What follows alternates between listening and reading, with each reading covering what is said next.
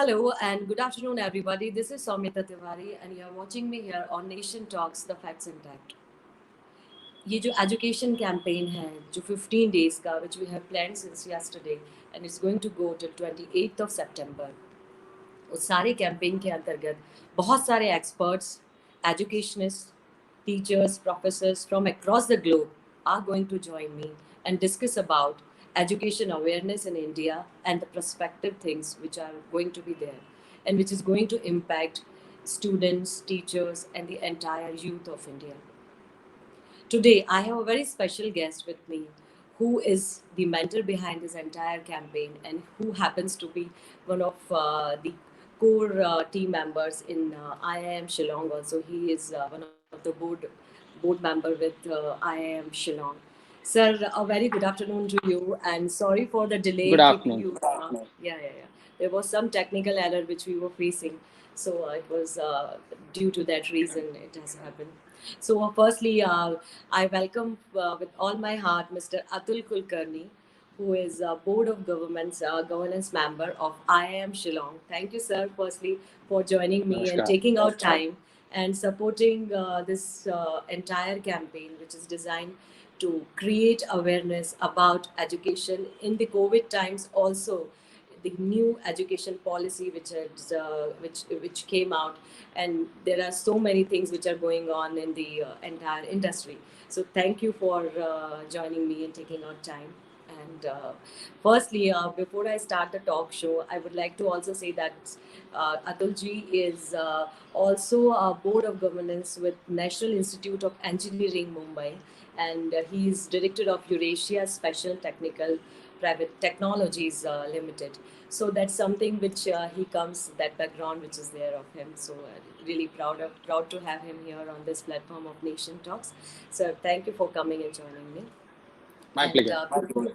Ji sir, before I start the show, I would like to ask you few things like NEP जब introduce हुआ 1986 की जो education policy थी उसको पूरा रिमूव करके और नया पॉलिसी लाया गया न्यू गवर्नमेंट के द्वारा. सो व्हाट डू यू से लाइक आपका first thought being in this industry for so many long years and having such a rich experience in this field of education, आपकी और आपके साथ के कई लोग जो होंगे उन लोगों ने इसको किस रूप में लिया?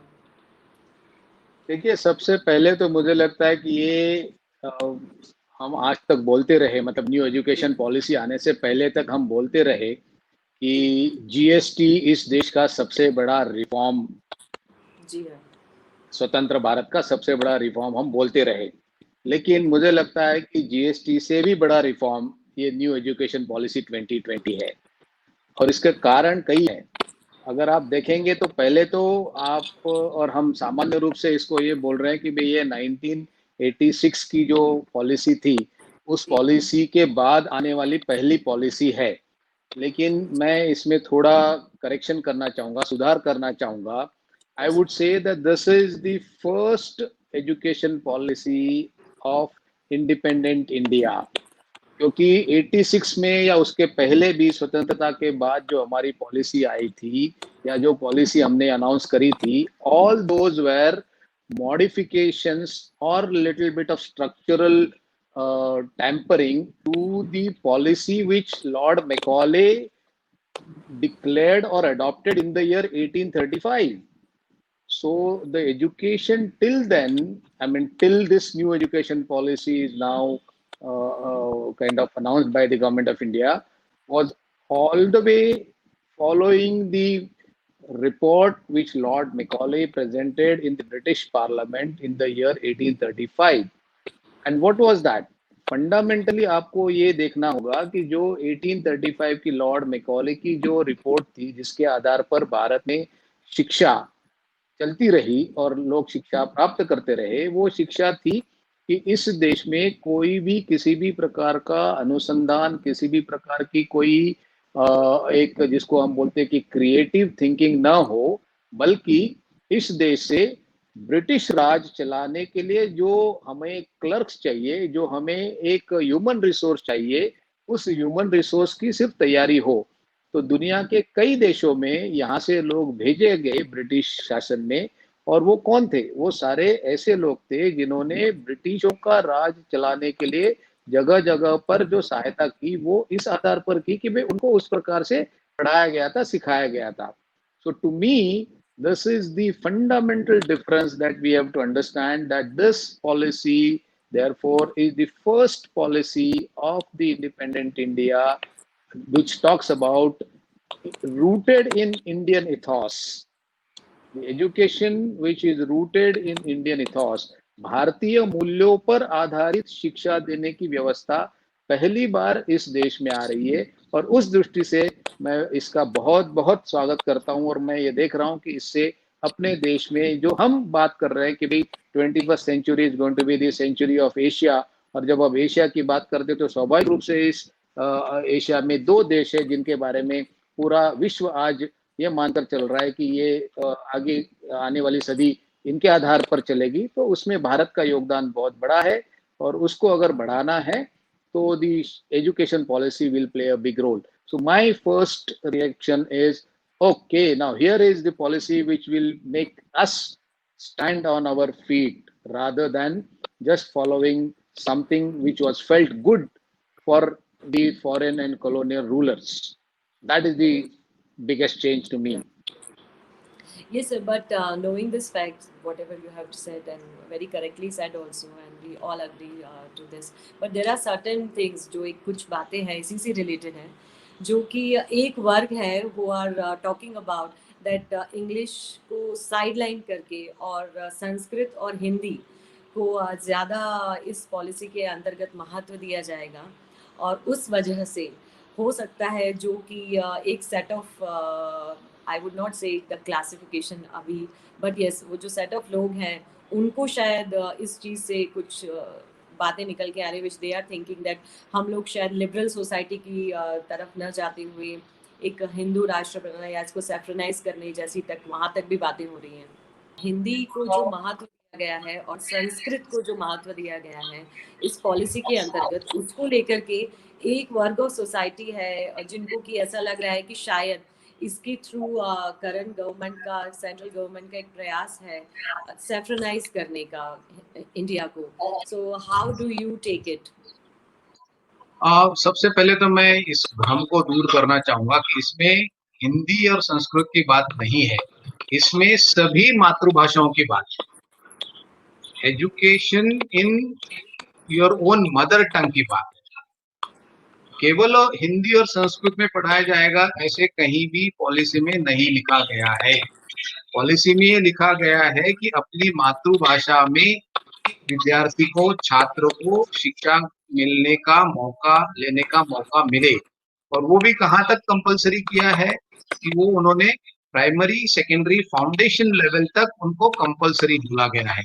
आगे विद्यार्थी, छात्र जिस भाषा में, whichever language he is comfortable, he is free. Number two, we have not, I mean, the new policy does not say that English is not acceptable. It has in fact widened the scope. It says any foreign language. Why restrict it to English?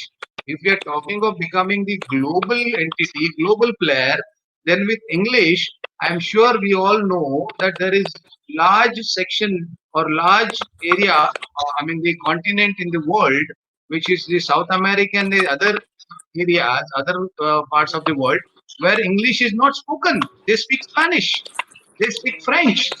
So why do we restrict to English only? So number one, there is no restriction on English.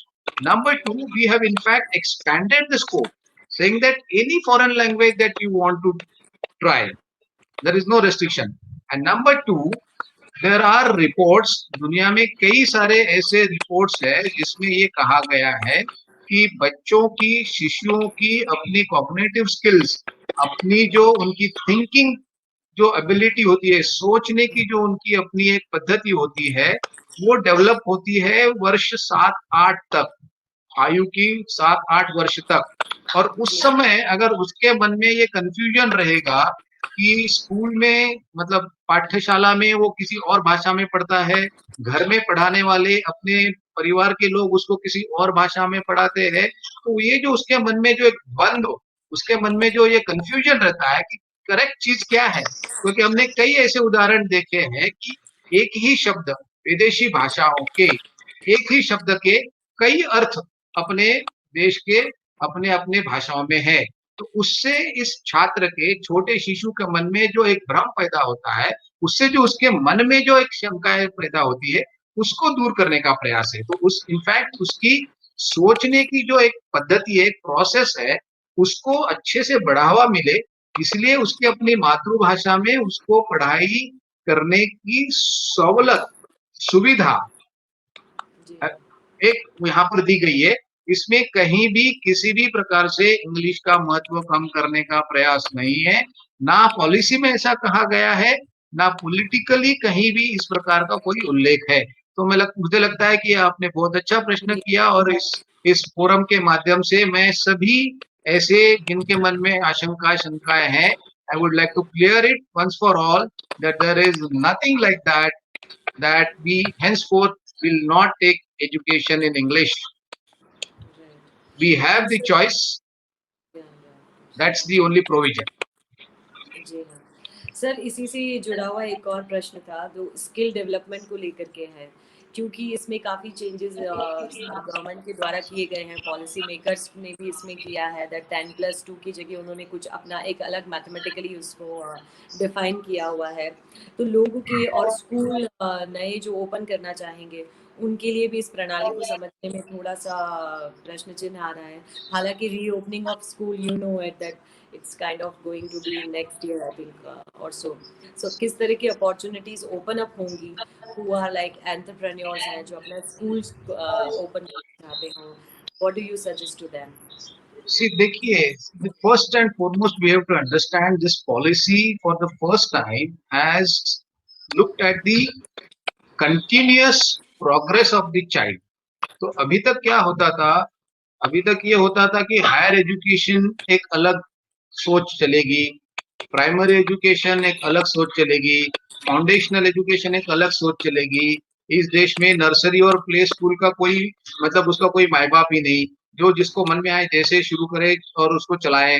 फिर जिस उसके हिसाब बाद से primary में क्या होगा उसका सेकेंडरी से कोई रिलेवेंस नहीं था, सेकेंडरी में जो होगा उसका कोई हायर एजुकेशन में कोई संबंध नहीं था। तो इस पॉलिसी में पहली बार ये सोचा गया है कि भाई एक पूरा प्रोसेस, ये स्टूडेंट का, बच्चे का जो फॉर्मेटिव एज से लेकर हायर एजुकेशन, फिर वो रिसर्च में जाना चाहता है तो रिसर्च तक, it is for the first time that a complete thought has been given on this, and therefore there should not be any confusion. The change that we are seeing is instead of 10+2 format that we had, it is going to be 5+3+3+4, and that again flows from the fundamental concept that education, शिक्षा, ये कोई एक 10 साल 15 साल 20 साल लेने का कोई एक कोर्स नहीं है। Education is a continuous process. So as and when, wherever and whatever manner that the child wants to take and acquire education, he should be free to come in and go out. ये process, ये सबसे महत्वपूर्ण इसमें है, और इसीलिए ये 5+3+3+4 का प्रावधान दिया गया है, जिसमें कि पहले 5 वर्षों में बच्चों को केवल अपनी जो भी न्यूमेरिकल स्किल्स है, अपनी जो भाषा की जो प्रभुता है, उसको सीखना है। फिर उसके बाद 3 साल का फाउंडेशन फॉर्मेटिव स्टेज दिया गया है। फिर उसके बाद उसका जो 3 साल का और प्राइमरी स्टेज दिया गया है, और फिर उसके बाद 4 साल का सेकेंडरी का स्टेज दिया गया है। And the other important thing we have to see is that at every stage they have provided the possibility of shifting the child, the education that he wants to take, basis his interest. Because at times, I mean, if you see the old policies that we had, there was such a watertight compartmentalization of education. इतना हमने उसको एक बंद कर दिया था कि अगर आपने एक बार आर्ट्स लाइन चूज कर लिया तो आप जिंदगी में आर्ट्स छोड़ नहीं सकते, आपको उसी लाइन में आगे चलना पड़ेगा। लेकिन कई बार ये होता है कि भी आप जब आगे बढ़ते हो तब आपको लगता है कि भी आर्ट्स के बदले अगर मैं कॉमर्स में जाऊं तो मुझे लगता है कि अपॉर्चुनिटी ज्यादा है, या कॉमर्स के बदले अगर आपको लगता है कि मैं थोड़ा वोकेशनल में जाऊं तो मुझे लगता है कि अपॉर्चुनिटी ज्यादा मुझे मिल जाएगी, क्योंकि सिचुएशन अलग अलग है। इतना डायनामिक वर्ल्ड है, उसमें हर 5 साल में 10 साल में नई नई अपॉर्चुनिटी सामने आ रही। तो ये शिक्षा प्रणाली एक्चुअली ये सभी चीजों को ध्यान में रखते हुए फ्लेक्सिबल बनाया गया है, and flexible to an extent कि भाई इंटरेस्ट और उसकी अपनी एबिलिटीज ये दोनों को स्टूडेंट मैच कर सके, जो कि पहले नहीं होता था। पहले ये होता था कि भैया आपको मार्क्स कम मिले तो भैया आपके पास कोई चारा नहीं है, आपको आर्ट्स में जाना पड़ेगा। और वो भी आर्ट्स क्यों? क्योंकि दुनिया ये मानती, दुनिया मतलब मैं एक अपने देश की जो एजुकेशन की दुनिया उसको समझ रहा हूँ, ये मानती थी कि आपको मार्क्स कम आए ना तो भैया आर्ट्स में जाओ, क्योंकि आर्ट्स में कोई दिमाग लगाने का काम नहीं होता है, आप उसमें चले जाओ, आपको उसमें एडमिशन मिलेगी, विच इज रॉन्ग। तो ये जो कॉन्सेप्ट है इसको बदलने का प्रयास इस शिक्षा पद्धति में किया गया है। इसलिए मैं ये कहूंगा कि जो आज तक हमारे प्ले स्कूल्स और नर्सरी जो एक इनफॉर्मल सेक्टर में काम करते थे और उनको कोई एक किसी प्रकार का करिकुलम नहीं रहता था, उसे किसी प्रकार का कोई एक स्टैंडर्डाइजेशन नहीं रहता था, अब उसमें ये आएगा। अब ये प्ले स्कूल्स और नर्सरी जो फाउंडेशन कोर्स मतलब 5 साल में उसको इंक्लूड किया गया है, वो भी अभी एक कोई स्ट्रक्चर्ड पैटर्न में चलेगी। बिल्कुल सही बात है, बिकॉज तो इसलिए अपॉर्चुनिटीज तो बढ़ेगी, अपॉर्चुनिटीज तो बढ़ेगी, और अपॉर्चुनिटीज इसलिए बढ़ेगी क्योंकि अब तो क्वालिटी का जमाना आएगा इसमें। क्योंकि अब ये नहीं होगा कि भाई मैं घर के पास जो है उसी में जाऊंगा क्योंकि मेरे पास कोई दूसरा चारा नहीं। अब तो आपको सभी प्रकार से सभी प्लेटफॉर्म्स अवेलेबल है, और उस लेवल से भी इवन ऑनलाइन वगैरह का प्रोविजन दिया गया है। तो जहां पर अच्छी शिक्षा मिलेगी, जहां पर अच्छी उसकी पढ़ाई होगी, चाहे वो कॉग्निटिव स्किल्स हो, चाहे वो और दूसरे प्रकार की उसकी अपनी प्रतिभा, उसको जहां पर मौका मिलेगा वो बच्चा वहां कर सकेगा। तो इसलिए अपॉर्चुनिटीज तो बहुत मिलेगी।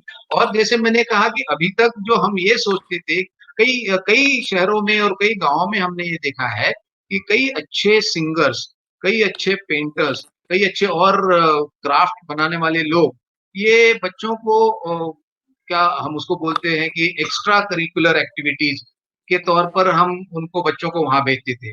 अब ये नई शिक्षा नीति ने बोल दिया है कि एक्स्ट्रा करिकुलर नहीं है, ये करिकुलम ही है। तो अगर मान लीजिए बच्चा 5 साल, 7 साल, 8 साल की उम्र तक अगर केवल और केवल अपनी पेंटिंग करना चाहता है और पेंटिंग पर ही अपनी आगे की प्रतिभा बढ़ाना चाहता है तो वो कर सकता है, उसको कोई नहीं रोकेगा। उसको नंबर सीखने की आवश्यकता नहीं है। नंबर्स उसको सीखने की आवश्यकता, अगर उसको लगता है कि मुझे नंबर सीखने की जरूरत है तो वो सीखेगा। अगर उसको लगता है कि नंबर्स मुझे सीखने की जरूरत नहीं, पेंटिंग करना चाहता हूँ, तो वो पेंटिंग कर सकता है। तो जितने भी ये सारे लोग इनफॉर्मल सेक्टर में थे इस प्रकार से जो भी कोर्सेज चलाते थे, वो सारे अब फॉर्मल हो जाएंगे और उनको फिर मौका मिलेगा इस सारी शिक्षा प्रणाली में आने का। तो इससे तो अपॉर्चुनिटीज क्रिएट होगी। बिल्कुल, ये आपने बहुत नई और एक यूनिक एस्पेक्ट इस बात को जो आपने बताया, that's really something which is very encouraging actually for all the artist and even physical trainers, और बहुत सारे लोग हैं जो इससे बहुत सारे लोग हैं, बहुत सारे लोग हैं। अब ये देखिए इस देश की परंपरा ये रही है, हम उसमें जाएंगे तो लोग फिर से उस पर एक बहुत बड़ा प्रश्न चिन्ह उपस्थित करते हैं। लेकिन दुनिया अब इसको समझ रही है कि भी तक्षशिला हो, नालंदा हो, या जितने भी पहले गुरुकुल पद्धति चलती थी, उसमें क्या होता था? उसमें 1-2 शिक्षक जिसमें रुचि होगी, जिसको राज्य शास्त्र पढ़ना है वो राज्य शास्त्र पढ़ता था, जिसको युद्ध शास्त्र पढ़ना था युद्ध नीति पढ़नी होती थी वो युद्ध नीति पढ़ता था। तो उसमें कोई भेदभाव नहीं होता था। तो सभी लोग एक ही प्रकार की शिक्षा ले। ये तो हमने इनफैक्ट पुराने हमारी शिक्षा पद्धति में हमने ये सिस्टम लाया कि भाई अक्रॉस द कंट्री, चाहे वो तमिलनाडु हो या हमारा नॉर्थ ईस्ट हो, चाहे कश्मीर हो या फिर मध्य प्रदेश हो, हम एक ही प्रकार से शिक्षा पाएंगे। क्योंकि हम चाहते थे कि मतलब हमारी जो कॉलोनियल रूलर्स थे वो चाहते थे कि हमें एक ऐसा मास पूल मिले कि जो इस देश को हम चला पाएंगे। वो ये नहीं सोचते थे कि हमें अपने अपने स्थान पर जगह जगह पर क्या आवश्यकता है। तो इसलिए मुझे लगता है कि इसमें तो अपॉर्चुनिटीज शिक्षा देने वालों के लिए बहुत बढ़ने वाली बहुत बढ़ेगी, because lot of teachers like sir जो प्राइवेट स्कूल्स जो शट डाउन हो गए हैं, बिकॉज कोई फ़ी ये लोग ज़्यादा चार्ज नहीं कर पा रहे हैं। हालांकि कुछ बहुत सारे केसेस अभी रिसेंट 1 वीक और सो आए, if I am not wrong, काफ़ी सामने आए हैं जहां अननेसेसरीली भी इस चीज़ का फ़ायदा उठाते हुए ऑनलाइन क्लासेस के नाम पर, और बहुत सारी जो स्कूल्स हैं, प्राइवेट स्कूल्स हैं, उन्होंने पेरेंट्स को भी काफ़ी हद तक प्रेशराइज किया है। मतलब ये एक चीज़ें हैं जो मीडिया के थ्रू हम सभी लोगों तक पहुंचती हैं। सो उस बारे में आपका क्या विचार है? Because there should be some strict rules, I think rules and regulations which should be there बिल्कुल, for बिल्कुल, private बिल्कुल, schools. बिल्कुल। तो मैं इसी को बार-बार दोहरा रहा हूँ कि भई ये सारे जो आज तक जो इनफॉर्मल चलता था, वो अब फॉर्मल हो जाएगा, और जब फॉर्मल हो जाएगा तब उन्होंने रेगुलेशन की बात उसमें कही है, लाइट जी, बट टाइट। उन्होंने न्यू एजुकेशन पॉलिसी में सरकार ने कहा है कि the regulation in education will be light but tight. but हम कई सारे ढेर अंबार नहीं लगाएंगे आपको क्या कंप्लायंस करना है, लेकिन ये बहुत टाइट होगा। और टाइट किस दृष्टि से होगा? टाइट इस दृष्टि से होगा कि भाई आपकी क्वालिटी का मेजर होगा, और वो क्वालिटी का मेजर कैसे होगा? ट्रांसपेरेंटली होगा, क्योंकि एक सिस्टम दिया गया है, एक फॉर्मेट रहेगा, वो आपको फिलअप करके भेजना है, ना आपको कोई आके पूछने वाला है, आपका रिजल्ट क्या है। आउटकम बेस्ड लर्निंग, इस पर बहुत ज़्यादा इसमें महत्व दिया गया है एजुकेशन पॉलिसी पर, आउटकम बेस्ड लर्निंग। तो मुझे लगता है कि इससे क्या होगा, इससे जिसकी क्वालिटी अच्छी है, इससे जो व्यक्ति एक रीजनेबल फीस चार्ज कर रहा है, and he is able to deliver, he is able to perform, he is able to give the education, the जो एक स्टूडेंट की जो अपनी जो एक भूख है ना शिक्षा की, जी, वो जी, जो शिक्षक उसको दे पाएगा, उसी का मतलब जो शिक्षा देने का जरिया है, पेडागॉजी जिसका उल्लेख उसमें किया गया है कि भाई एक ही पद्धति से जो हम शिक्षक स्टूडेंट को पढ़ाते थे, उसको भी उन्होंने बदलाव दिया है, उसमें भी उन्होंने ऑप्शन दिया है। क्योंकि मेरा पढ़ाने का तरीका, आपका पढ़ाने का तरीका अलग हो सकता है, लेकिन स्टूडेंट को आपका पढ़ाने का तरीका ज्यादा अच्छा लगेगा, तो बेचारा स्टूडेंट मेरे क्लास में उसको बैठना जरूरी है, क्योंकि he is registered with me, but he is not able to understand what I am trying to teach him. तो अब वो भी नहीं रहा। अब आपको वो भी फ्लेक्सिबिलिटी इस एजुकेशन पॉलिसी में दी गई है कि आपको जहां जिस प्रकार से, जिस शिक्षक से, जिस पेडागॉजी के अंतर्गत आपको शिक्षा पानी है, आप वो ले सकते हो। तो मुझे लगता है इससे इस पर भी एक बहुत बड़ा अंकुश, एक बहुत बड़ा कंट्रोल हो जाएगा कि भाई people will not be able to charge, I mean अनाप या शनाप किसी प्रकार से कोई चार्ज नहीं कर जी, पाएगा। ये नियंत्रण वैसे भी ज़रूरी था, बिकॉज़ ये सभी स्कूल्स बहुत के ऊपर ही जरूरी, छोड़ा गया था। जी हाँ, जहाँ तक प्ले बहुत ग्रुप और जरूरी। नर्सरी और प्राइमरी स्कूल्स तक था, जो प्राइवेट ये स्कूल्स क, में था। ये एक बहुत बड़ा जो कमर्शियलाइजेशन ऑफ जी, एजुकेशन जो अपने देश में हुआ है, उस जी, पर बहुत बड़ा अंकुश लाएगा। कमर्शियलाइजेशन, ये जो आप बात कर रहे हैं, वो केवल कमर्शियलाइजेशन केवल इंजीनियरिंग और मेडिकल कॉलेज में नहीं है, कमर्शियलाइजेशन तो यहाँ भी है। जी हाँ, बिल्कुल है, और ये काफ़ी प्ले स्कूल से कमर्शियलाइजेशन ऑफ एजुकेशन हो गया है। उसको अब ये जो शिक्षा नीति जो है, उसको कंट्रोल करेगी। सर, अगर आपने जैसे बोला कॉलेजेस और यूनिवर्सिटीज़ की बात करें, you yourself being the board member of IIM Shillong, what do you say how professors and senior educationist have taken it? Because जो यूथ है जिनको एम्प्लॉयबिलिटी वाली जहाँ तक सवाल आता है, जब आप ग्रेजुएट होते हैं, then you go for PG and then you seek some international assignments also, एंड आप ग्लोबली भी अपने आप को एक्सपोज करना जरूर चाहेंगे। सो उसको लेकर कि इस तरह की पॉलिसी जो एनईपी 2020 है, वो कितना सपोर्ट करती है इंडियन यूथ को, एज और पर योर? देख देखिए, मुझे लगता है कि ये एक सबसे बड़ा एक और जो उद्देश्य एनईपी में रखा गया है कि भाई we want to be a global player.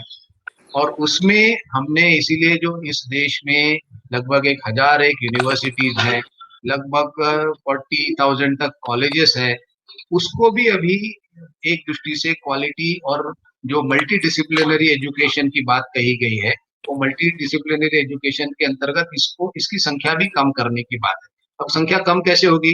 कोई बंद नहीं होगा, लेकिन उन्होंने ये कहा है कि मल्टी डिसिप्लिनरी एजुकेशन में आप art, science, commerce, metallurgy, music, drama, सभी चीजों का पढ़ाई एक साथ कर सकते हो। और उसके लिए उन्होंने एकेडमिक बैंक ऑफ क्रेडिट की बात कही है। तो उसमें क्या है, उन्होंने सजेस्ट किया है कि भाई एजुकेशन क्लस्टर्स होने चाहिए। अब जो स्टैंड अलोन कॉलेजेस हैं, एक एक मतलब college of commerce, college of arts, ऐसे छोटे छोटे कॉलेजेस अपने देश में बहुत है जो किसी न किसी यूनिवर्सिटी के साथ एफिलिएटेड है। अब ये सब बंद हो जाएंगे, मतलब इनको किसी न किसी और संस्था के साथ अलाइन करना पड़ेगा, एक एजुकेशन क्लस्टर बनाना पड़ेगा। ऐसा नहीं है कि फिजिकली उनको शिफ्ट करना पड़ेगा, उनको किसी एक क्लस्टर के अंतर्गत आना पड़ेगा।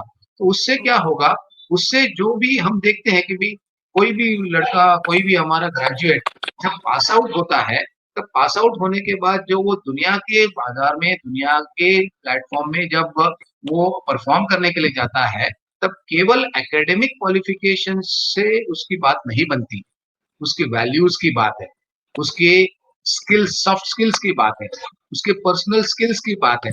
और ये हमारे एजुकेशन सिस्टम में फॉर्मली कहीं भी पढ़ाया नहीं जाता है। लेकिन क्योंकि हमारी एक सामाजिक परंपरा ऐसी बनी हुई है कि हमारे लड़के, हमारे देश के नौजवान, युवा युवती, ये नेचुरली इस स्किल्स को अपने घरों में, अपने परिवारों में, अपने समाज में पाते हैं, इसलिए हमारे बच्चे दुनिया भर में एक्सेल करते हैं।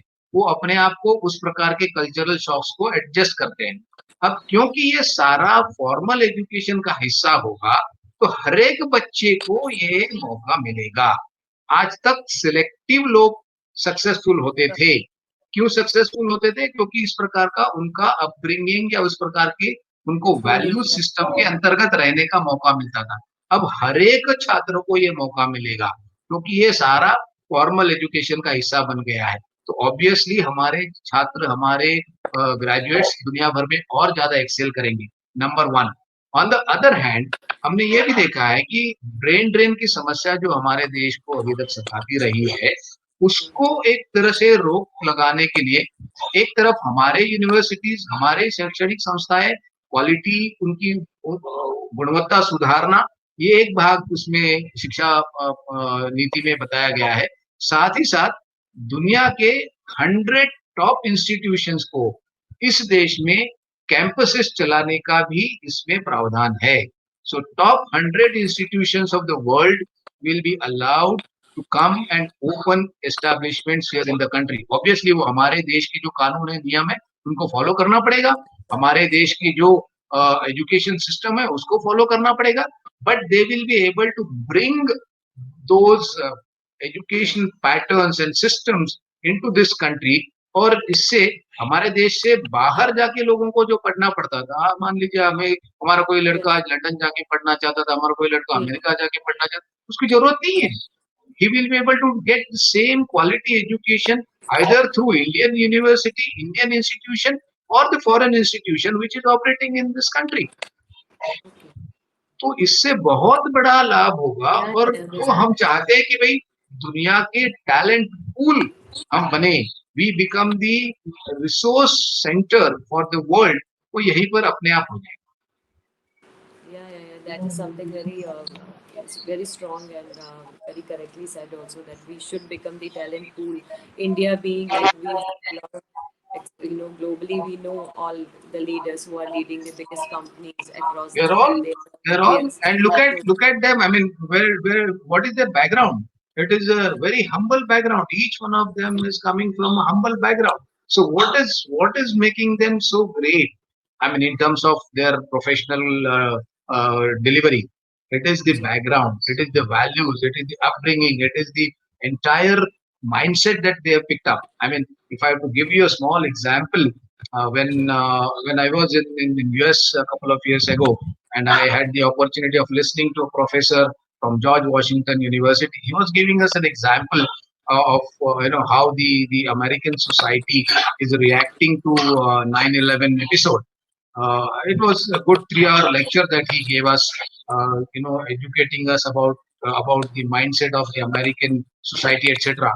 And he said, friends, for the first time, the American society has faced a challenge and a problem like this, wherein now they are not sure about the person sitting next to them, the person living next to them, because they are thinking that everyone is going to behave like this, what happened on 9/11. But look at your culture, your society, your community. For thousands of years, you have seen such kind of incidences, and therefore you have developed your own system of finding out what is right and what is wrong. In your country, even people who are walking on the streets, you look at the other person and find out, and you're capable of finding out whether the person is in good spirits or bad spirits, whether there is something that is bothering him, whether he's stable or unstable, because you have picked up those skills and abilities. But we have never faced this.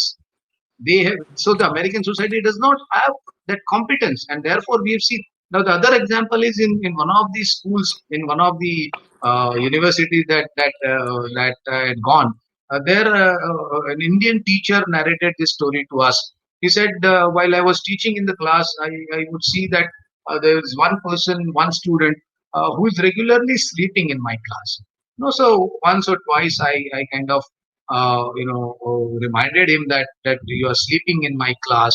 Uh, but then once he said, "So what's your problem?" Because there, even you don't call him a sir. So he said, "Atul, what's your problem? Why are you again and again disturbing me? I'm sleeping." So the teacher said, "That's why I'm asking you. Why are you sleeping?" So the answer that the student gives is, "It's none of your business. Your job is to teach.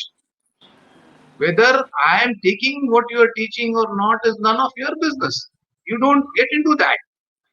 Okay, allow me to do what I am supposed to be doing and what I want to do."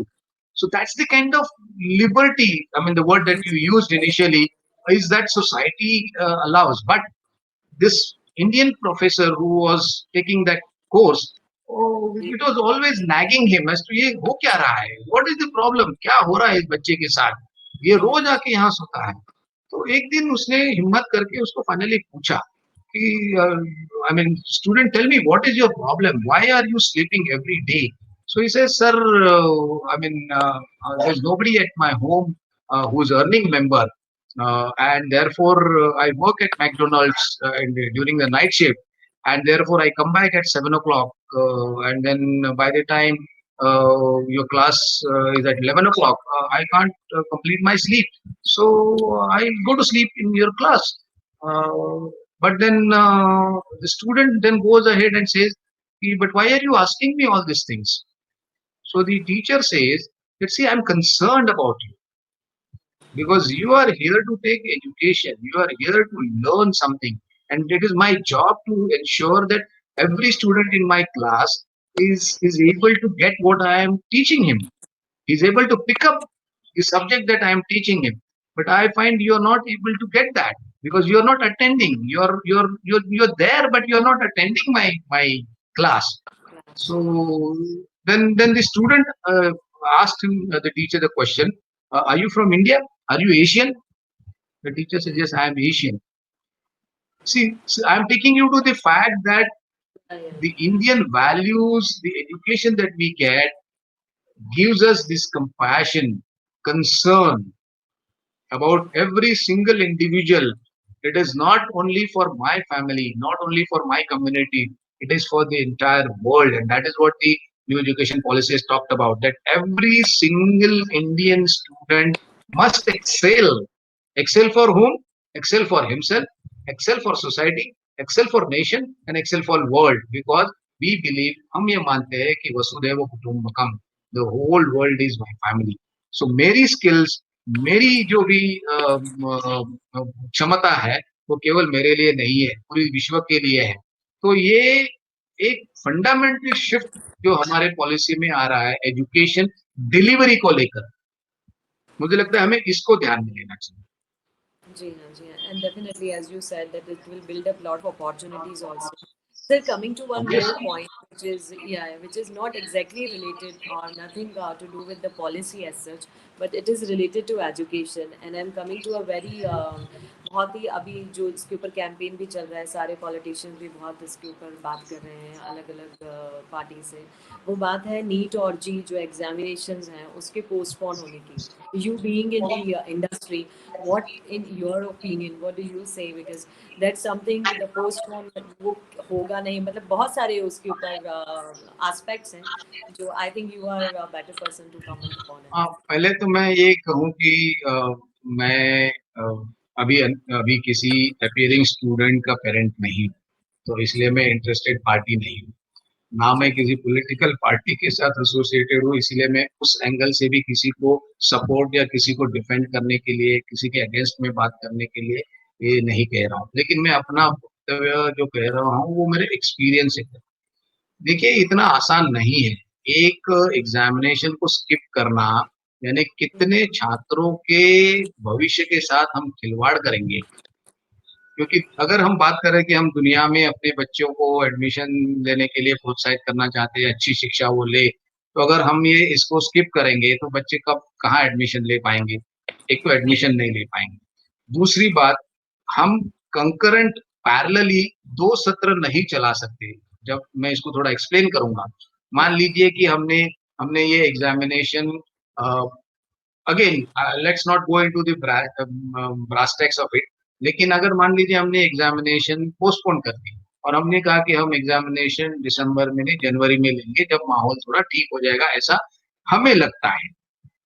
होगा कि नहीं होगा किसी को भी पता नहीं है। So we are still going into the dark room and risk zone, but still even if we have to accept that कि जनवरी में ये ठीक होगा और उस समय हम एग्जामिनेशन कंडक्ट करेंगे, तो हम कोर्स कब स्टार्ट करेंगे? और जब जब हम कोर्स स्टार्ट करेंगे, मान लीजिए कि हमने जनवरी में एग्जामिनेशन ली, तुरंत इसके रिजल्ट आ गए और फरवरी में हमने इसका कोर्स स्टार्ट करना है, तो फरवरी में कोर्स स्टार्ट करेंगे तो उसको जो मिनिमम 8 महीने 10 महीने का जो उसका फर्स्ट ईयर होना चाहिए, वो ओवरलैप करेगा सेकेंड ईयर के बैच के साथ। दूसरी बैच तो हमें जनवरी में जून में इंडक्ट करनी पड़ेगी ना। अगर जून में हम दूसरी बैच इंडक्ट नहीं करेंगे तो कोर्स कैसे आगे बढ़ेगा? और अगर कोर्स आगे नहीं बढ़ेगा, और ये केवल फर्स्ट ईयर का मामला नहीं है, अगर कोर्स आज आगे नहीं बढ़ेगा तो 4 साल के बाद जो हमारे बच्चे 3 साल के बाद जब हमारे बच्चे ग्रेजुएट बन के बाहर आएंगे, उसके बाद पोस्ट ग्रेजुएशन के लिए एडमिशन का वक्त आएगा, उसके बाद पीएचडी के लिए एडमिशन का वक्त आएगा, तो ऐसा होगा कि शायद 1 साल हमें कोई मिलेंगे ही नहीं स्टूडेंट पोस्ट ग्रेजुएशन के लिए, पीएचडी के लिए। क्या देश इसको अफोर्ड कर सकता है कि 1 साल पूरे देश में कोई भी पीएचडी के लिए एडमिशन ही नहीं लेगा, कोई भी मास्टर्स के लिए एडमिशन ही नहीं लेगा? तो आप सोचिए कि पूरी व्यवस्था में कितनी बड़ी एक गैप आ जाएगी। तो इसलिए एग्जामिनेशन कंडक्ट करना, इसका तो कोई दूसरा चारा नहीं है, इसका तो कोई दूसरा ऑप्शन नहीं है। Yes, I agree that there has to be sufficient care that we need to take. सारे बच्चों की हेल्थ की पूरी जो भी आवश्यक सुविधा उनको मिलनी चाहिए, उस सुविधा देनी चाहिए। लेकिन एग्जामिनेशन अगर हम कंडक्ट नहीं कर सकेंगे, तो एग्जामिनेशन कंडक्ट नहीं करेंगे तो क्लासेस स्टार्ट नहीं होगी, और एक बार क्लास शुरू नहीं होगी तो फिर हमारे पास इतना इंफ्रास्ट्रक्चर नहीं है कि हम 2 साल के बच्चों को एक साथ पढ़ा सके। और अगर मान लीजिए वो भी हमने किसी न किसी तरीके से अगर तय किया, तो क्या बच्चों का 1 साल इस उम्र में, जब वो 18 साल के हैं, 17 साल के हैं, 20 साल के हैं, इस उम्र में उनका 1 साल वेस्ट करना, क्या हम इसको अफोर्ड कर सकते हैं? इस देश की इतनी बड़ी युवाओं के साथ क्या हम इस प्रकार का अन्याय कर पाएंगे? मुझे लगता है कि ये ठीक नहीं होगा। जी हाँ, जी हाँ, नहीं, very, this is also a strong point if people who are opposing that this should not take place.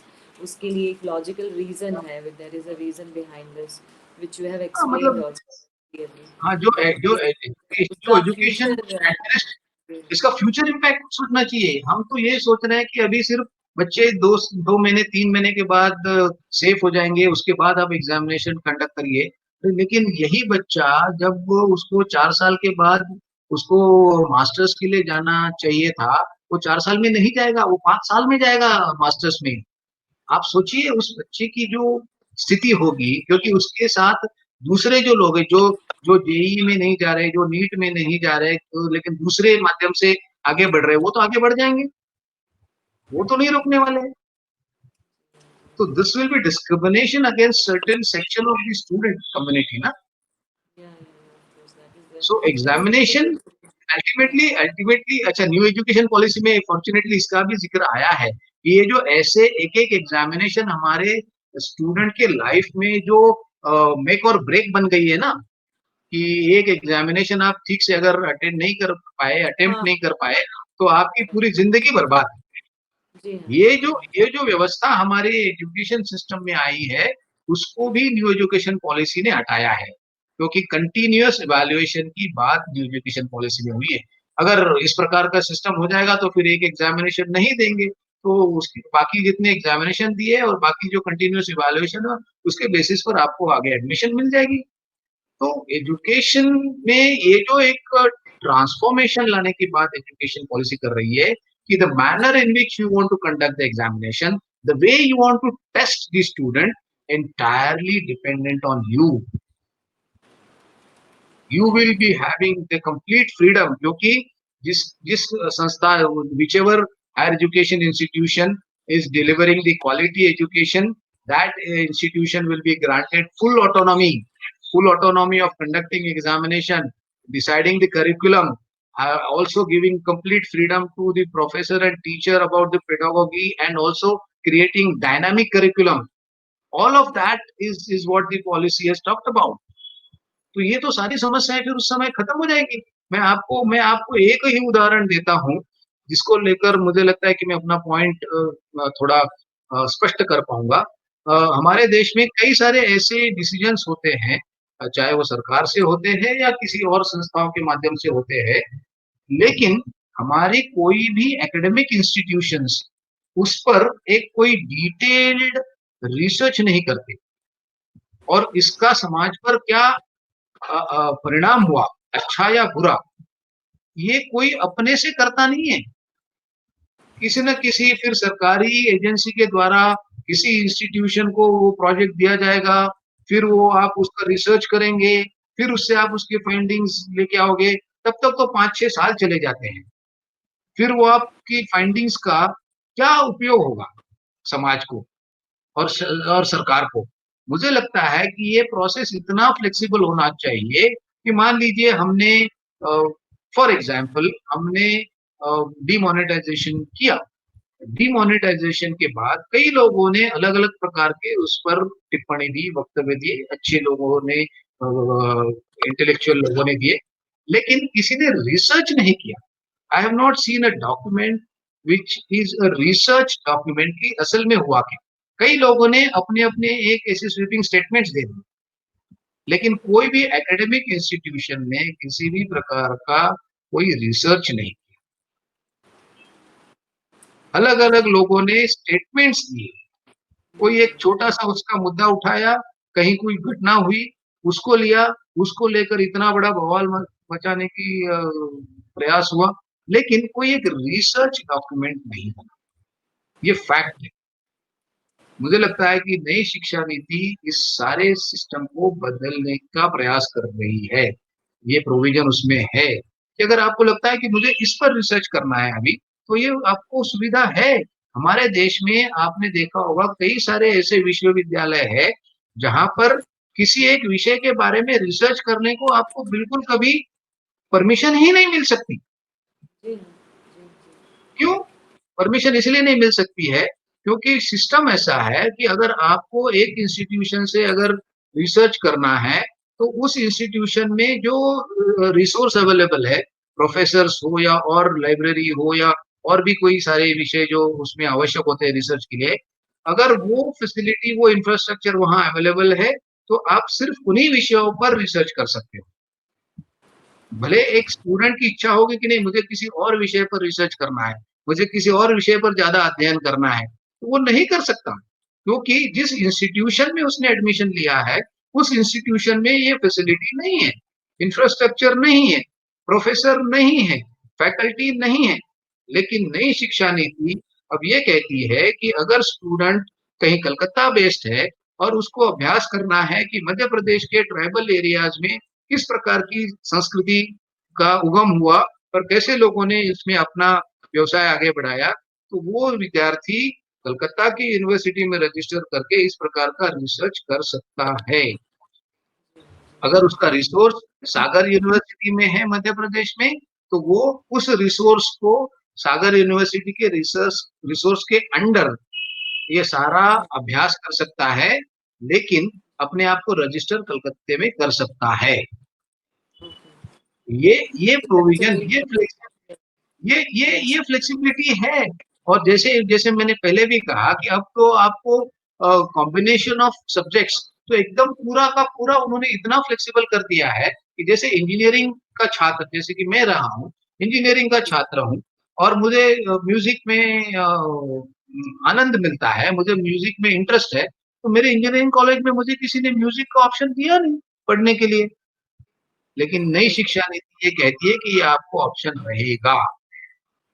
आपको म्यूजिक अगर पढ़ना है इंजीनियरिंग के साथ तो आप पढ़ सकते हो, और वो म्यूजिक पढ़ने के लिए आपको दूसरे किसी संस्थान में रजिस्टर करना होगा, दूसरे किसी प्रोफेसर के अंडर में रजिस्टर करना होगा, तो आप जरूर कर सकते हो।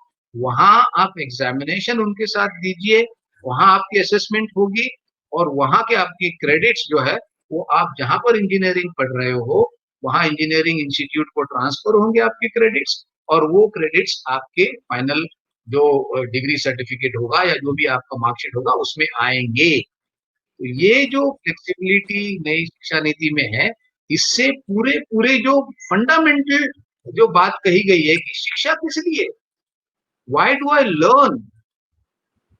Learn to become a good human being, और वो ह्यूमन बीइंग बनने के लिए मुझे अपनी जो भी सोच है, मुझे अपनी जो इच्छा है उसके अनुसार पढ़ाई करने की सहूलियत मिलनी चाहिए, ऑप्शन मिलना चाहिए। ये जैकेटेड क्या है कि अतुल कुलकर्णी भी एक स्ट्रक्चर्ड पैटर्न की पढ़ाई करेगा, और दूसरा सौमिता तिवारी जी भी उसी पैटर्न से पढ़ाई करेंगे, क्योंकि आप दोनों को इंजीनियरिंग पढ़ना है। जरूरी नहीं। मैं इंजीनियरिंग के साथ म्यूजिक पढ़ना चाहता हूँ, आप इंजीनियरिंग के साथ ड्राइंग पढ़ना चाहेंगे, आप इंजीनियरिंग के साथ डांस पढ़ना चाहेंगे, you should have that flexibility. ये बात इस एजुकेशन सिस्टम में आई है, ये एजुकेशन नई शिक्षा नीति में आई है। That's really reform which has come into this new policy. And before I close on to this session of ours, sir, I would like to ask one more thing to you, which is very important, जो teacher से related है और उनकी training से related है। बहुत बहुत तो इम्पोर्टेंट इस बात। तरह का, हाँ जी सर, क्योंकि ये जो पूरा रिफॉर्म आपने प्लान किया है एजुकेशन पॉलिसी के अंतर्गत, वो स्टूडेंट्स के लिए भी बहुत अच्छा है, सबके लिए है, but do we really have those trained teachers, और are we going to make those teachers in certain बिल्कुल टाइम? बिल्कुल बिल्कुल, ये बहुत ही important, I think very relevant question. For the first time again this policy has taught student and teacher at the centre of the policy. पूरी हमारी शिक्षा नीति के केंद्र में कौन होगा, तो विद्यार्थी, छात्र और शिक्षक। ये पहली बार किसी शिक्षा नीति में बताया गया है। नंबर 2, पहली बार शिक्षा नीति में करियर डेवलपमेंट ऑफ टीचर्स इसकी बात कही गई है। ये शिक्षक, ये हमारा दुर्भाग्य से एक ऐसा तबका रहा है कि जिसके करियर पाथ के बारे में किसी को भी कोई भी परवाह नहीं है, कोई उसके बारे में सोचता नहीं है। जब वो ज्वाइन करता है तो एक शिक्षक रहता है, अंत में भी वो शिक्षक ही बन के निवृत्त हो जाता है, लेकिन उस दरमियान उसकी जो अपनी पर्सनल ग्रोथ है, एक करियर ग्रोथ है, इसके बारे में किसी भी प्रकार का ना किसी की अकाउंटेबिलिटी है, ना टीचर की अकाउंटेबिलिटी है, ना सिस्टम की अकाउंटेबिलिटी है। फॉर द फर्स्ट टाइम नई शिक्षा नीति में ये कहा गया है। नंबर 2, इंडक्शन लेवल पर भी, मतलब as a teacher induction level पर भी अब इसमें प्रावधान ये है कि जो भी कोई एक शिक्षक बनने का अपना प्रोफेशन बनाना चाहता है, शिक्षक बनने की इच्छा रखता है, उसको 4 साल का बैचलर्स इन एजुकेशन का कोर्स करना पड़ेगा। ओके। हाँ, तो ये अब नहीं होगा कि भाई कोई भी उठ के एक मैं टीचर बन जाता हूँ, मैं शुरू कर देता हूँ टीचिंग, और फिर जैसे होगा आगे देखा जाएगा, बच्चे तो आएंगे चले जाएंगे, मैं अच्छा नहीं पढ़ाता हूँ तो ट्यूशन ले लेंगे, कहीं ना कहीं से अपना जुगाड़ कर लेंगे, मैनेज कर लेंगे। अब ये नहीं होगा। अब जिसको भी एजुकेशन सिस्टम में आके टीचर बनना है, उसको 4 साल का बीएड का कोर्स, बैचलर ऑफ एजुकेशन, ये प्रॉपर कोर्स होगा। ऐसा नहीं होगा कि वो बीए 3 साल का कर लिया और 1 साल का बीएड का कोर्स कर दिया, जो आज की तारीख में उपलब्ध है। ये नहीं होगा। वो पूरे 4 साल का बैचलर ऑफ एजुकेशन का कोर्स करेगा। उसके बाद आगे उनकी करियर मॉनिटर करने के लिए इसमें सिस्टम है। और जैसे मैंने कहा कि टीचर को फ्लेक्सिबिलिटी दी गई है। देखिए, टीचर भी एक क्रिएटिव आई मीन एंटिटी है। वो भी एक अपनी सृजनशीलता को बच्चों को पढ़ाने में ही दिखा सकता है। अब उसको भी अगर आप मौका नहीं देंगे तो वो बेचारा करेगा क्या? वो तो फिर वही करता है कि भई पिछले साल मैंने बच्चों को ये पढ़ाया था, इस साल भी मैं यही पढ़ाऊँगा। सामने रिस्पॉन्स होल्ड हो या एक्टिव हो, मैं वो अपनी बात जो है उसको पढ़ाऊँगा, खत्म करूँगा, निकल जाऊँगा। अब पहली बार, क्योंकि जैसे मैंने कहा कि डायनामिक करिकुलम की बात हुई है। टीचर को अपने को जो पढ़ाना है, जिस तरीके से पढ़ाना है, उसकी पूरी की पूरी सहूलियत, कंप्लीट फ्रीडम उसको अगर मिलने वाला है, तो वो अपनी क्रिएटिविटी, अपनी सृजनशीलता पूरी की पूरी इसमें लगाएगा और ऑब्वियसली वो उसमें आनंद पाएगा। जब उसमें उसको आनंद आएगा तो ऑब्वियसली उसका करियर जो है आगे बढ़ेगा, उसको उस प्रकार से दायित्व मिलता जाएगा। तो पहली बार इस नई शिक्षा नीति में teachers at the centre of the policy and the career development, career path of teachers, इसकी बात कही गई है। That's really relevant and very informative thing which बहुत you इम्पोर्टेंट है, ये बात अब बहुत इम्पोर्टेंट है, जी हाँ सर। और इसी बहुत तरह से इम्पोर्टेंट। अगर जैसे पहले काफ़ी समय से जो कॉलेज में रिक्रूटमेंट की बात होती थी तो उसमें एनईटी देने का एक वो प्रावधान रहा है, तो उसके ऊपर भी कुछ नया डेवलपमेंट हुआ है, उसका हाँ, कोई देखिए, मैसेज उन्होंने ये सब स्ट्रीमलाइन किया है अभी। एक तो एमफिल कोर्स बंद हो रहा है। वो बंद हो रहा है? जी हाँ, एमफिल कोर्स बंद हो जाएगा। MPhil will not be offered henceforth. और इसीलिए आपको जो हायर एजुकेशन इंस्टीट्यूशंस है, मतलब 5+3+3+4 के बाद आप जब हायर एजुकेशन इंस्टीट्यूशंस में आएंगे, तब आपको 1 साल के बाद आपको सर्टिफिकेट मिलेगा। मान लीजिए कि 1 साल के बाद आपको नहीं पढ़ना है आगे, कारण कुछ भी हो सकते हैं और अपने देश में ऐसे कई कारण होते हैं, पारिवारिक कारण होते हैं या और किसी कारण से अगर आपको शिक्षा आगे कंटिन्यू नहीं करनी है, मान लीजिए आपने आर्ट्स में एडमिशन लिया है और आप शिक्षा को आगे नहीं बढ़ा सकते, तो आप उसी समय बाहर निकल जाइए।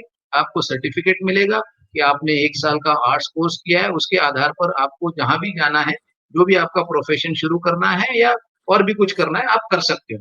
किसी भी समय आपको लगेगा कि नहीं, अब जो मैंने 1 साल पढ़ाई की थी, उससे कुछ और ज़्यादा मुझे सीखना चाहिए, कुछ और स्किल्स मुझे लेनी चाहिए, तो आप दूसरे साल में एडमिशन ले सकते हैं। वो भी किसी भी इंस्टीट्यूशन में ले सकते हैं, किसी भी कोर्स में ले सकते हैं। ज़रूरी नहीं कि आपने पहले फर्स्ट ईयर आर्ट्स में किया इसलिए आपको सेकंड ईयर आर्ट्स में लेना चाहिए। सेकंड ईयर आप दूसरे स्ट्रीम में भी आ सकते हैं। 2 साल हो गया, आपको डिप्लोमा मिलेगा, कि आपको डिप्लोमा अवार्ड किया जाएगा कि आपने 2 साल की हायर एजुकेशन कंप्लीट करी है, आपको डिप्लोमा मिलेगा। आपने उसके आगे भी तीसरा साल कंटिन्यू किया, तो आपको डिग्री मिल जाएगी कि भई आप बैचलर बन गए।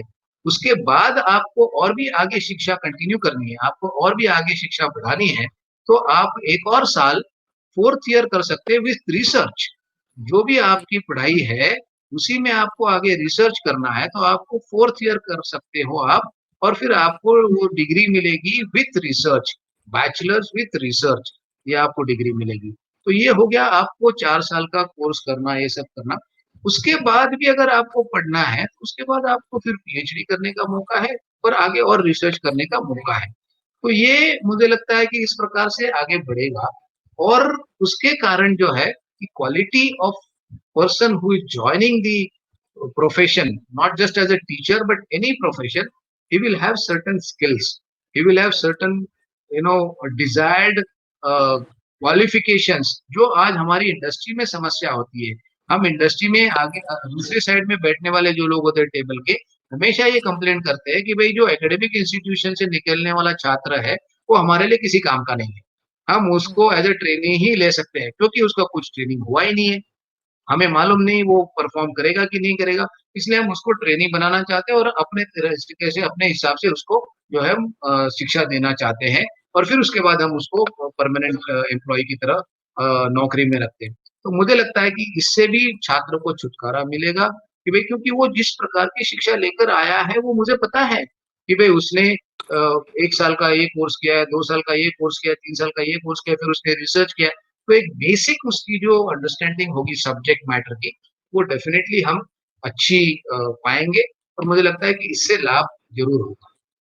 जी हाँ, और इससे आई थिंक जो कैंपस रिक्रूटमेंट्स और जो बढ़ेगी, कॉर्पोरेट्स में recruitments definitely it's going to increase. Definitely बढ़ेगी और इससे ये भी होगा कि जो कॉर्पोरेट्स हैं, जिनकी हर साल की रिक्वायरमेंट है, मान लीजिए मेरी हर साल एक 50 मुझे ग्रेजुएट्स चाहिए, क्योंकि मेरा वो बिज़नेस उस प्रकार से ग्रो कर रहा है या मैं उस प्रकार का रिसर्च करना चाहता हूँ। तो जैसे विदेशों में होता है कि जैसे जहाँ तक मेरी जानकारी है, विदेशों में होता है कि भई for example Ford will say कि भई अगले साल मुझे 50 मैकेनिकल इंजीनियर्स चाहिए, क्योंकि मैं कुछ नया एक डेवलप कर रहा हूँ, कोई एक रिसर्च करना चाहता हूँ। तो वो क्या करते हैं, वहाँ की किसी इंस्टीट्यूट के साथ मिलके अपना कोर्स डिज़ाइन करते हैं, which is designed for Ford itself. और जो बच्चे वहाँ से जो पढ़ाई प्राप्त करते हैं, वो ऑटोमैटिकली फोर्ड के जो प्लान है, फ्यूचर प्लान्स है, उसमें इंडक्ट हो जाते हैं।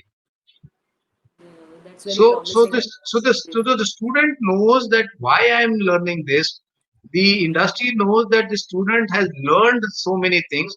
Therefore, when he is inducted as an employee in a particular organization, he gives you more output. He gives you the desired output. तो ये भी फ्लेक्सिबिलिटी ऑटोमेटिकली इसमें बिल्ड है एजुकेशन पॉलिसी में। तो ऑब्वियसली कैंपस रिक्रूटमेंट का chance बढ़ेगा, campus recruitment का परफॉर्मेंस बढ़ेगा और उस प्रकार से हमारे बच्चों को मौका ज्यादा मिलेगा इसमें। एक और इम्पोर्टेंट चीज इसमें जो मुझे लगता है कि हमें देखनी चाहिए और जो अपॉर्चुनिटीज क्रिएट करेगी हमारे देश में, वो है intervention of technology in education, जिसको हम एड टेक की बात करते हैं, एजुकेशन टेक की बात करते हैं। हमारे देश में जितने भी एजुकेशन टेक के प्रोडक्ट्स आज हम देख रहे हैं, जो विशेष रूप से हमें इस कोरोना के लॉकडाउन के कारण पूरे हमारे देश में लोगों ने उसको समझा, जाना, चाहे वो अलग-अलग प्रकार के ऐप्स हो या प्लेटफ़ॉर्म्स हो, लेकिन ये सारे के सारे जो है वो स्टैटिक हैं। व्हेन आई से स्टैटिक, ये होता है कि कोई स्टूडियो में आता है, डिलीवर करता है, सामने बच्चे हैं, वो इंटरैक्टिव नहीं है। वो एक क्लासरूम के बदले हमने इस प्रकार का स्टूडियो डिलीवरी मैकेनिज़्म हमने बनाया है। उससे हटकर अब एडटेक की जो बात आई है और टेक्नोलॉजी इंटरवेंशन की बात आई है, जो mainly quality education for all, जो फंडामेंटल प्रिंसिपल एजुकेशन पॉलिसी का लिखा गया है, विजन डॉक्यूमेंट लिखा गया है, access to quality education to all deprived sections of the society और disadvantage sections of the society. ये जब डिसएडवांटेज की बात करते हैं तब उसमें ज्योग्राफिकल डिसएडवांटेज है, कल्चरल डिसएडवांटेज है, लिंग्विस्टिक डिसएडवांटेज है। इस सारे डिसएडवांटेज को ओवरकम करके क्वालिटी एजुकेशन हम सारे बच्चों को देश में अवेलेबल करेंगे, ये बोला गया है। And how that will happen through use of technology. तो इसीलिए इसमें इतने सारे टेक्नोलॉजी के नए नए प्रोडक्ट्स आएंगे, वो प्रोडक्ट्स आज तक हम विजुअलाइज ही नहीं कर पाए हैं। और इसमें जो नई डिसरप्टिव टेक्नोलॉजीज का उपयोग होगा, चाहे वो आर्टिफिशियल इंटेलिजेंस हो, चाहे वो मशीन लर्निंग हो या बिग डेटा एनालिटिक्स हो, इन सारे नई नई डिसरप्टिव टेक्नोलॉजीज का इस्तेमाल करते हुए जो नई एजुकेशन टेक्नोलॉजी की एक प्रोडक्ट रेंज हमारे सामने आएगी और डिलीवरी में जो हमें ये हेल्प करेंगी। और व्हेन आई से delivery, in content delivery, in education administration की डिलीवरी, दोनों में जो एक बहुत बड़ा सुधार टेक्नोलॉजी के इंटरवेंशन से होगा, इससे इस देश में बहुत बहुत बड़ी मात्रा में टेक्नोलॉजी सर्विस प्रोवाइडर्स और टेक्नोलॉजी कंटेंट क्रिएटर्स को, प्लेटफॉर्म्स को बहुत बड़ा मौका मिलेगा। एक जो इनिशियल सर्वे आया है इसमें, उसका मानना है कि इस देश में इस टेक्नोलॉजी के माध्यम से जो सारा एजुकेशन में ट्रांसफॉर्मेशन होगा, उसमें कैपिटल इन्वेस्टमेंट लगभग 1,04,000 करोड़ की होगी। Almost 1,04,000 crores worth of capital investment will be required to support the technology intervention that is anticipated in view of this new education policy, which is flexible, at the same time giving opportunity for access to quality education wherever this child wants to be. And about 32,000 crores का revenue expenditure सालाना होगा, लगभग 32,000 करोड़ का सालाना expenditure होगा सिर्फ और सिर्फ टेक्नोलॉजी पर। मैं सिर्फ इसी की बात कर रहा हूँ। जी देखिए कितना बड़ा एक अपॉर्चुनिटी इसमें से क्रिएट होगा और सभी प्रकार के लोगों के लिए होगा। जी हाँ, जैसे जी मैंने कहा कि कंटेंट क्रिएटर्स के लिए होगा, तो कंटेंट क्रिएशन किस में होने वाला है? कंटेंट क्रिएशन लैंग्वेजेस में होने वाला है, कंटेंट क्रिएशन आर्ट्स में होने वाला है, कंटेंट क्रिएशन फाइन आर्ट्स में होने वाला है। तो सभी प्रकार का कंटेंट क्रिएशन होने वाला है। और जब वो डायनामिक कंटेंट क्रिएशन होगा तो हो सकता है कि मैं एक किसी फाइन आर्ट के फॉर्म की थ्योरी को अच्छे से जानता हूँ, लेकिन मैं उसका प्रैक्टिकल अच्छे से नहीं कर सकता, तो प्रैक्टिकल के लिए किसी और को बुलाया जाएगा। So he or she also becomes part of this entire industry, जो आज तक सिर्फ और सिर्फ केवल किसी और के मतलब किसी और दूसरे काम में आता है, लेकिन अब वो प्रोफेशन बन सकता है। So a good dancer can find a profession in creating a good education content now. right. That's So something that's, which you I mean, correctly said. amazing opportunity, I see. And even for entrepreneurs also, that will build up a lot of new avenues. That's what I can Yes, also understand. Like yes, in yes, effect, yes, if people are planning to start in this particular area, so they will also get opportunity. Yes, sir. yes, So, certainly, definitely. जी हाँ, जी हाँ, जी हाँ.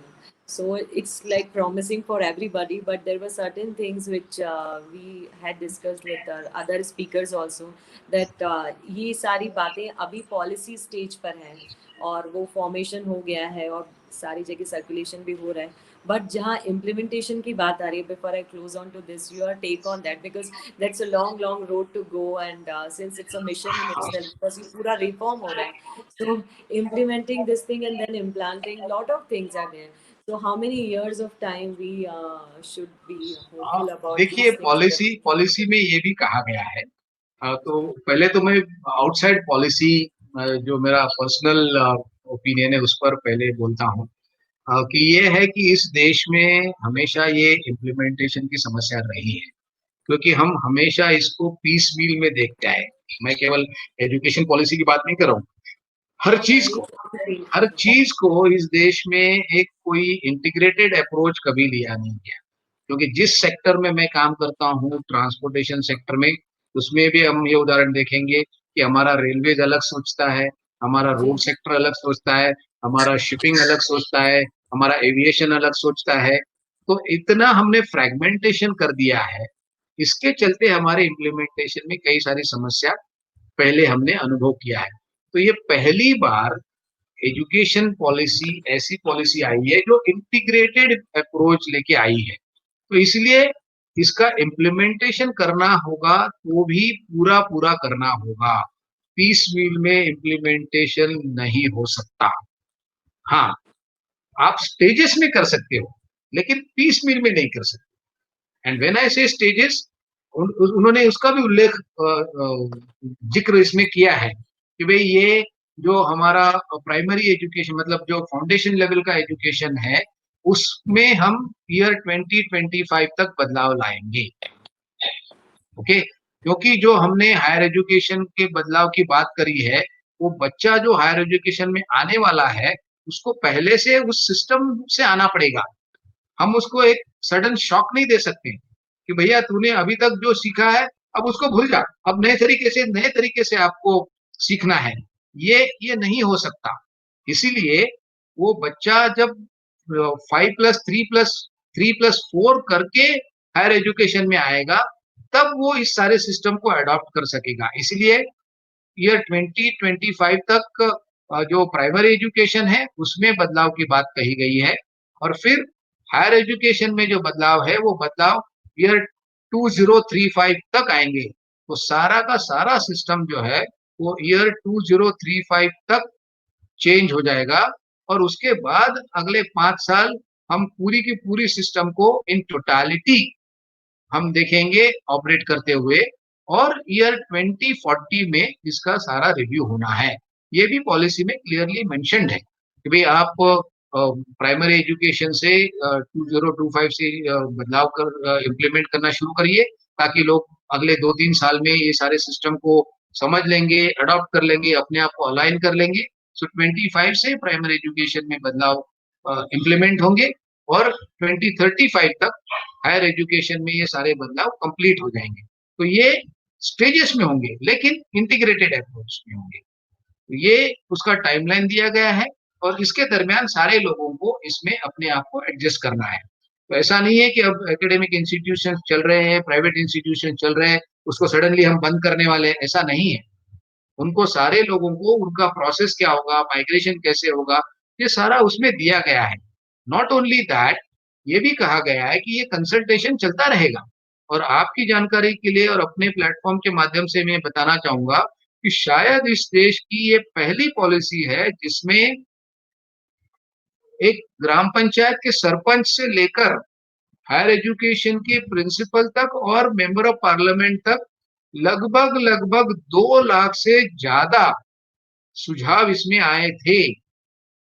और इतना ही नहीं, ये आगे भी acceptable है। मतलब अगर किसी के पास कोई ऐसा सुझाव है जो अभी भी इस पॉलिसी को सुधार सकता है, उसके इम्प्लीमेंटेशन को तो आप आगे भी अपना सुझाव दे सकते हो। तो policy has given that freedom and kept that provision also. तो ये इतना एक मुझे लगता है कि अप्रोच उन्होंने दिया हुआ है कि भाई कैसे हम इसको फेज्ड मैनर में इम्प्लीमेंट करने वाले हैं, लेकिन इंटीग्रेटेड अप्रोच से ही इम्प्लीमेंट होगा और उसी प्रकार से करेंगे तब हमें डिजायर्ड रिजल्ट मिलेंगे। क्योंकि हम जो चाहते हैं कि भाई हमारे बच्चों में रिसर्च की एक मानसिकता बने, वो मानसिकता अगर हम बच्चों को प्राइमरी एजुकेशन में, फाउंडेशन एजुकेशन में, सेकेंडरी एजुकेशन में अगर हम उनकी उस क्षमता को आगे बढ़ावा नहीं देंगे तो सडनली वो 20 साल की उम्र में 25 साल की उम्र में कोई रिसर्च करने वाला छात्र नहीं बन सकता। तो इसलिए इस प्रकार से इसका सारा इम्प्लीमेंटेशन जो होगा उसकी बात पॉलिसी में बताई गई है। So Yes. we're just talking Yes. about the implementation and also about how it's going to go in the stages as you have explained. And till Yes. to 2035, I think, and we all are really positively hopeful about this entire policy and the way this is going to take the reform. सारे ही लोगों के life में, starting from kids to youngsters and हर एक घर में इसका परिणाम दिखेगा। हर एक घर में इसका परिणाम देखेगा और मुझे लगता है कि उसी के कारण उसके इम्प्लीमेंटेशन में सारे लोग इतनी सहभागिता दिखा रहे हैं, इतने लोग इंटरेस्टेड है सारे लोग की क्योंकि ये हर एक की जो समस्या है। देखिए आप और मेरे मतलब अभी जो भी पढ़ाई करने वाले जितने भी लोग हैं वो सारे लोग ये मानते हैं कि भाई इस पढ़ाई से हमें कुछ नहीं मिला। Everybody is accepting. If you take the review, then you will realize, I mean, handful percentage of our students are actually continuing their profession in what they learn. वो उनका प्रोफेशन कुछ और है और उनकी पढ़ाई कुछ और हुई है। सही बात है और बहुत सारे लोग उसके बाद में करियर शिफ्ट्स भी करते हैं और करते रहते हैं। हाँ। क्योंकि they are not of their interest and जिस चीज में इंटरेस्ट है तो they don't have any scope of such thing. So that's a big thing and big change जो इस पॉलिसी ने लेकर के आएगी सभी लोगों के लिए। So sir, thank you so much for taking our time and I seek your support in building this campaign in a larger way and a global way. So no, it will be pleasure in actually getting more and more learned people on this platform because our job is to disseminate what the policy has talked about. And my earnest request would be to our talk shows, what we need to do is that we need to tell and appeal the public at large that let's participate in this process. ये कोई सरकार की implementation करने की policy नहीं है. Government is only going to be a facilitator. ये कोई ऐसी स्थिति नहीं है कि वहां से केंद्र सरकार राज्य सरकारों को बोलेगी, राज्य सरकार यूनिवर्सिटीज को बोलेंगे, राज्य सरकार फिर शिक्षा स्कूलों को बोलेंगे. ये सिस्टम ऐसा नहीं है. ये शिक्षा नीति में अगर आपको लगता है कि ये शिक्षा नीति से मेरी संस्था को इस प्रकार से मैं बदलाव कर सकता हूँ और मैं इस प्रकार से अपनी पद्धति को बदल सकता हूँ, तो ये फ्रीडम, ये फ्लेक्सिबिलिटी आपको दी गई है. So right now you can start thinking about it कि how I am going to adapt to this change. और इसलिए मुझे लगता है कि ऐसे प्लेटफॉर्म्स पे इसकी चर्चा होनी चाहिए और छोटे छोटे इसके ग्रुप्स बनने चाहिए और जो इस पूरी प्रोसेस को आगे बढ़ा सकेंगे.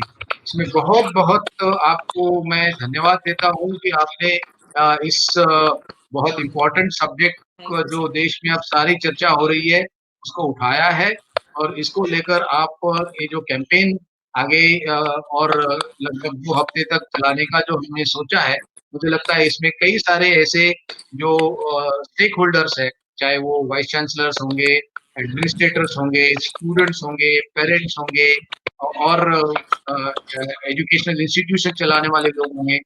ऐसे लोगों को अपनी बात रखने का और अपनी जो भी उनकी सोच है, अंडरस्टैंडिंग है, उसको रखने का मौका मिलना चाहिए और उससे हम बहुत कुछ एक अमृत निकाल कर सामने ला पाएंगे. इसके लिए आपको बहुत-बहुत शुभकामनाएं, बहुत-बहुत धन्यवाद और thank you very much for having me on this platform. It's my pleasure and we are proud to have you here. We are feeling really proud today that आपने ज्वाइन किया, इतना टाइम निकाला और इस चीज़ को पूरे सही तरीके से सब तक पहुंचाना. That is what we are planning to do. That it should reach out to people whom it matters, and that too in the right manner. So thank you, sir, for joining me, and I look forward to have many more such sessions with you. Thank you, sir. Thank you. Thank you. Have a Thank you. nice day. Thank you. Thank you.